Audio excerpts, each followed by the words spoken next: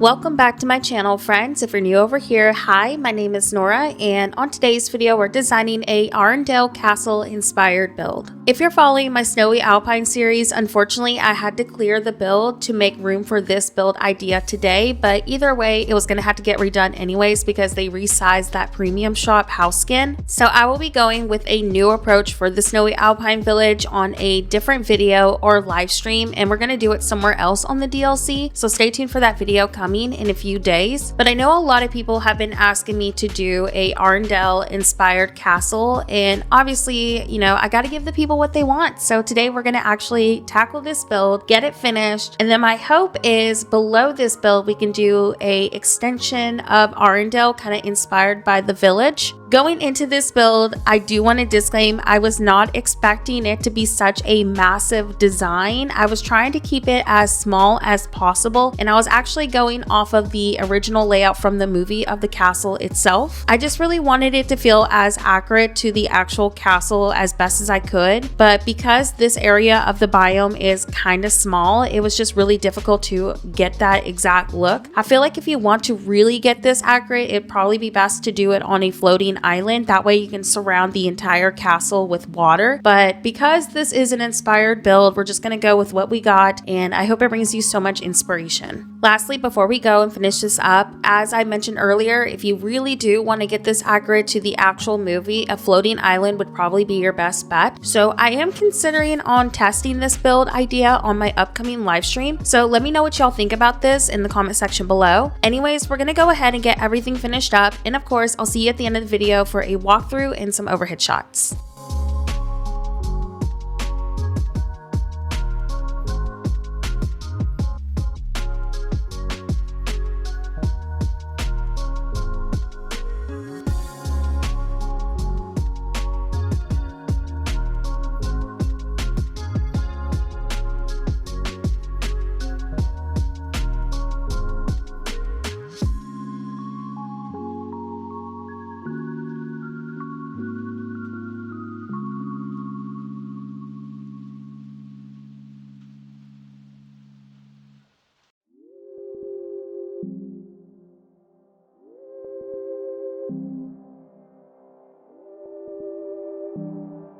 Alright friends, so as you can see, the layout of this took me a hot minute to figure out. I had to do a ton of adjustments throughout the first part of this build, but the next part of our build is going to be kind of replicating the icy courtyard that the original build has in the movie. Obviously, using a touch of magic rug is completely optional. If you want to go with a different decoration inside of this, you definitely could. As mentioned earlier, I do plan to tackle a floating island idea around the castle, so we'll have a different courtyard for that build too. So if you do want to wait to see what that build looks like, it will be created probably on an upcoming live stream.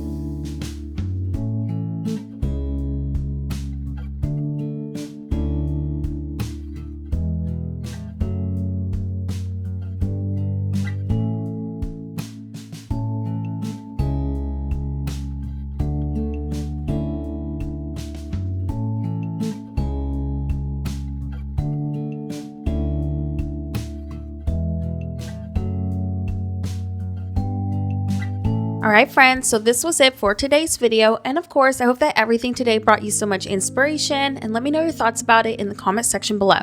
Also, as we near the end of today's video, I wanted to give a huge thank you to my recent Coffee and Throne supporters as well as my channel members. Thank you so much again for your support and for making videos like today possible with your continued support as well. Lastly, if you're new to my channel, welcome over. I post Dreamlight Valley videos every single week, so consider subscribing for more Dreamlight Valley content in the future. But that's it for today's video. Thank you so much for watching, and as always, have a horrible day and see you soon.